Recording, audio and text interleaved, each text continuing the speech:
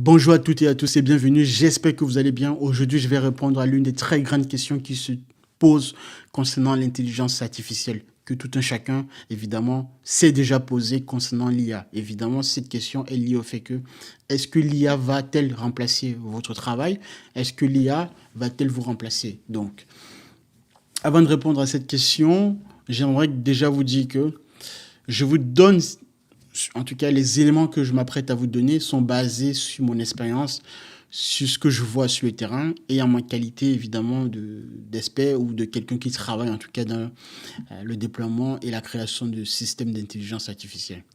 Donc, tout ce que je vous donne là, c'est du concret, c'est du sérieux et je ne suis pas là ici pour faire du buzz ou pour vous dire, par exemple, de ne pas faire des grandes études ou d'écrire des bouquins dans ce sens-là. Non. Donc, je vous donne au-delà du buzz médiatique, d'accord? Je vous donne du concret de ce qui se passe sur le terrain, de ce que je vois et de ce que je peux également extrapoler comme conclusion ou conjecture. L'IA, évidemment qu'on ne reviendra pas en arrière, donc ça, c'est déjà une certitude. On a eu le changement, ou on va dire l'irruption comme ça, de cette nouvelle vague de l'intelligence artificielle, parce que je rappelle une fois de plus, l'intelligence artificielle ne date pas d'aujourd'hui, d'accord? Il y avait, avant ChatGPT, il y avait des systèmes experts. Simplement, aujourd'hui, on a une forme donc d'IA qu'on appelle l'IA générative, donc tout ce qui est génération, texte, vidéo, son, etc. Et cette particularité de l'IA, évidemment, profite de deux choses en mathématiques, de la probabilité et de la statistique. C'est vraiment cette richesse que l'IA générative a su emprunter aux sciences mathématiques. Donc ici, en l'occurrence, par exemple, les disciplines sciences mathématiques, la statistique et la probabilité, grosso modo. Mais derrière, il y a bien sûr de l'algèbre linéaire, des complexes et tout le reste. Mais je schématise pour vous donner le blueprint, l'idée dans l'ensemble. Ce qui me permet aussi d'appuyer encore une dernière fois sur ce point en disant que sans la science, vous ne serez pas très évolué. Votre société, toute civilisation ne peut se développer sans la science, sans les sciences dures, les sciences vraiment mathématiques et sciences physiques. Tout le reste, c'est plus ou moins à venir juste après. Pour revenir donc au sujet, l'IA générative, donc dans sa nouvelle forme aujourd'hui, qui profite donc des deux puissances comme ça qu'apportent les notions mathématiques, la statistique et la probabilité, permet un très grand nombre d'applications et un très grand nombre d'envisages où nous laisse penser comme ça un très grand nombre de use cases, de cas d'usage que l'on pourrait voir au quotidien. On l'a déjà vu par exemple avec les véhicules électriques en Californie, en Chine, surtout à Shenzhen.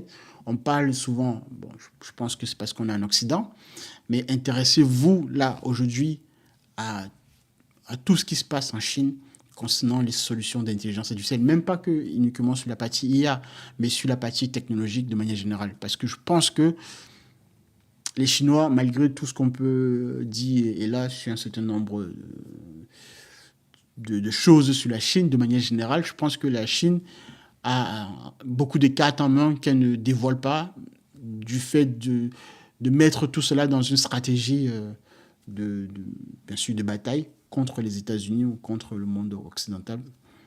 Bref, ceci étant, la Chine, je pense pour moi, est beaucoup plus en avance par rapport même à Silicon Valley sur la maîtrise d'un certain nombre de technologies, sur l'intelligence artificielle en particulier, mais pas que, mais également sur les ressources énergétiques et tout le reste. Ce que je veux dire par là, c'est quoi? C'est que, donc, j'appuie bien mon propos sur le fait qu'on ne reviendra pas en arrière. Donc, nous sommes bel et bien dans l'IA générative, en tout cas dans sa forme actuelle. Ce qui veut donc dire quoi? Ce qui veut donc dire qu'il va falloir faire avec, il va falloir composer avec cette IA générative. Et ce, quel que soit votre emploi dans l'entreprise ou dans le monde du salariat. Et celles et ceux qui ne vont pas conjuguer, combiner avec les méthodologies de travail basées autour de l'intelligence artificielle vont évidemment être remplacés. C'est là où le remplacement va s'effectuer. Mais avant que ce remplacement-là ne puisse s'effectuer, il y a quand même un certain nombre d'étapes.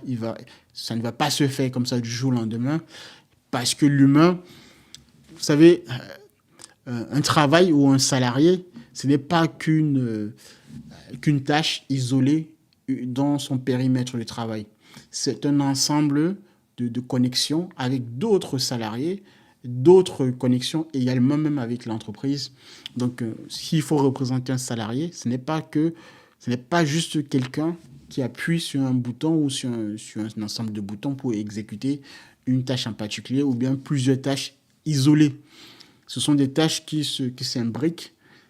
C'est aussi l'aspect humain, éthique et également toute une politique sociale en entreprise. Et politique également, on peut étendre à ce niveau-là. Donc, dit comme ça que l'IA va venir remplacer un salarié dans son périmètre parce que l'IA a la capacité, par exemple, d'effectuer une tâche beaucoup plus rapidement qu'avant. Ça, je pense que ça relève beaucoup plus un peu du buzz médiatique, un peu de la lubie, parce qu'il faut vendre ces technologies également. C'est aussi un aspect marketing, un aspect de business qui est derrière, de venir comme ça sur les plateaux avec des gourous pour vendre des bouquins en disant qu'il ne faut plus faire des études ou bien il faut arrêter d'aller à l'école. Non. Ça, oublier tous ces éléments-là. Le concret, c'est qu'on va d'autant plus en avoir besoin des personnes ayant une très grande compréhension, que ce soit en culture générale, d'accord, en histoire, ok, donc culture générale, histoire, compréhension des sciences mathématiques, de la logique rationnelle d'autant plus. Moi, s'il fallait vous donner ces éléments-là, je dirais que ayez à minima donc de la culture générale, donc lisez, formez-vous, que ce soit à l'école ou de manière autodidacte. Ayez un niveau en mathématiques ou en sciences dures, ou en rationalité ou en logique d'autant plus d'ailleurs, assez correct pour ne pas vous faire, entre guillemets, berner par des solutions d'intelligence artificielle, pas des réponses que l'IA pourra vous donner éventuellement. Ceci étant, pour revenir à revenir à la question principale de base, est-ce que l'IA va remplacer votre travail, donc vous remplacer? Ça va dépendre de la nature de l'ensemble des tâches que vous exercez au quotidien et de comment vous les exercez en relation avec d'autres personnes en entreprise. Voilà.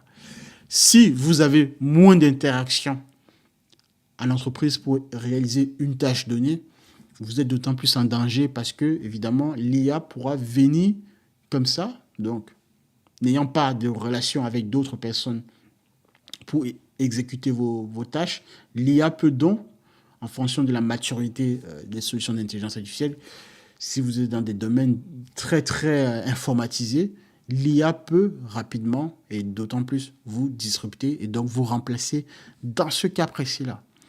Mais si vous avez un ensemble de tâches et que vous avez possédé encore des relations en entreprise, par exemple, s'il faut réaliser une tâche, sans doute il faut faire donc appel à un supérieur ou à une autre personne donnée ou à attendre la validation d'une instance donnée.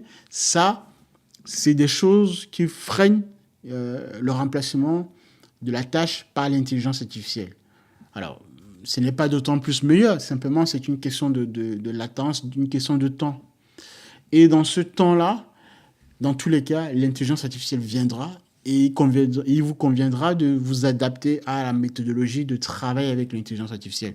Tous les experts au MIT, aux États-Unis, qui ont dû réaliser des enquêtes là-dessus, dans les grandes facs américaines, s'accordent à dire que il va être beaucoup plus, évidemment, on va être beaucoup plus dans l'aspect de co-travailler, d'accord, comme un copilote, d'avoir une IA comme une co-intelligence, que l'aspect de remplacement, tous azimuts, le fait de dire clairement que on se débarrasse de vous et on installe l'IA. Donc, le seul cadre ou les seuls endroits où véritablement l'IA pourra remplacer de manière catégorique, donc 360 degrés, un salarié sur son poste de travail, c'est parce que ce salarié-là n'aura pas de relation quasiment en entreprise pour pouvoir effectuer une tâche donnée, et d'autant plus si sa tâche est une tâche très informatisée, donc à partir d'un ordinateur ou d'une connexion Internet, tout ce qu'on va appeler généralement les métiers à col blanc, mais très, très informatisés. Si- à pas, à- Or, ce cadre-là, à part ce cadre-là, tous les autres emplois vont nécessiter, vont être impactés par le fait que l'IA va venir euh, enchaîner la réalisation des tâches, mais le salarié en question va s'adapter parce qu'il enfin, sera obligé de s'adapter parce qu'il faudra qu'il puisse co-travailler en intelligence avec la machine. Et s'il n'est pas capable, on prendra quelqu'un qui saura le faire avec la machine. Mais la tâche en elle-même ou le poste en lui-même ne sera pas remplacé. Il sera transformé parce que quelqu'un d'autre aura su s'adapter dans sa méthodologie de travail, travailler avec une intelligence artificielle. Je pense que j'ai été assez très clair dans ma démonstration et avec évidemment tout ce qui se dit autour de l'IA dans le fait que est-ce qu'on va avoir des IA comme Terminator, bref, tous les histoires de science-fiction ou des films de science-fiction qu'on a pu voir jusqu'ici. Je voulais vous donner mon avis d'expert et de quelqu'un qui travaille sur le projet, sur le terrain. Pourquoi je vous donne encore... pourquoi je vous dis cela? Je vous dis cela aussi, c'est aussi parce que je vous donne un élément très, très concret de preuve. C'est que les IA, pour le moment, et jusqu'à preuve de contraire, hallucinent. Donc l'hallucination, c'est lorsque l'IA va inventer ou être beaucoup plus créative que ce qu'il en est vraiment, et donc remplit les blancs pour fait semblant d'avoir compris la question. Derrière ce phénomène d'hallucination, il y a beaucoup d'impacts très très énormes qu'il faut donc corriger et qu'il faut, donc il dit corriger, donc il faut apporter une correction. Et cette correction ne peut venir que de l'humain.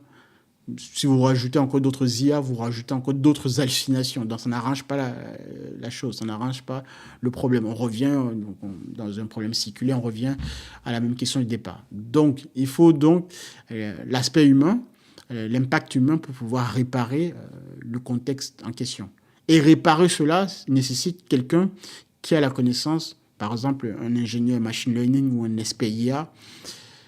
Il faut donc que cette personne soit en mesure d'aller inspecter la manière dont l'IA a su répondre à l'utilisateur et où est-ce que l'IA s'est trompée pour corriger le problème en question. Et faire cela nécessite, comme je le disais, compréhension de comment les données sont indexées, comment les données sont-elles tirées, par exemple, des bases de données vectorielles, puisque ce sont des vecteurs qui sont, par exemple, ici récupérés, manipulés par extension. Et ça, quelqu'un qui n'a pas la connaissance en technologie, en sciences mathématiques ou en informatique, d'accord, ne pourra pas y accéder. Donc, on aura besoin des profils qui sont comme ça agiles et capables d'aller manipuler tous ces éléments-là pour pouvoir entrer dans du code source et dans des bases de données vectorielles, bref, dans une architecture de système d'information pour corriger les éléments qui ont failli, d'accord, pour que le système de manière globale puisse être performant dans son usage au quotidien par les utilisateurs. Voilà encore une preuve de plus que je viens de vous dire que même si les IA vont être de plus en plus performantes, il va falloir demain toujours avoir besoin des personnes ayant connaissance non simplement de la manière dont ces outils fonctionnent, mais également de comment effectivement apporter des solutions aux prochaines générations d'intelligence artificielle ou bien aux prochains problèmes qui vont se poser dans l'avenir. Voilà, je vais m'arrêter là. Abonnez-vous et likez et partagez si cela vous a plu ou si vous avez bien compris, je dirais, un certain nombre d'éléments que j'ai pu énoncer ici et surtout sur la question, comme je disais au départ, est-ce que l'intelligence artificielle va-t-elle remplacer votre travail ou est-ce que êtes-vous déjà obsolète par la machine? Sur ce, merci de m'avoir suivi, restez concentrés et au revoir.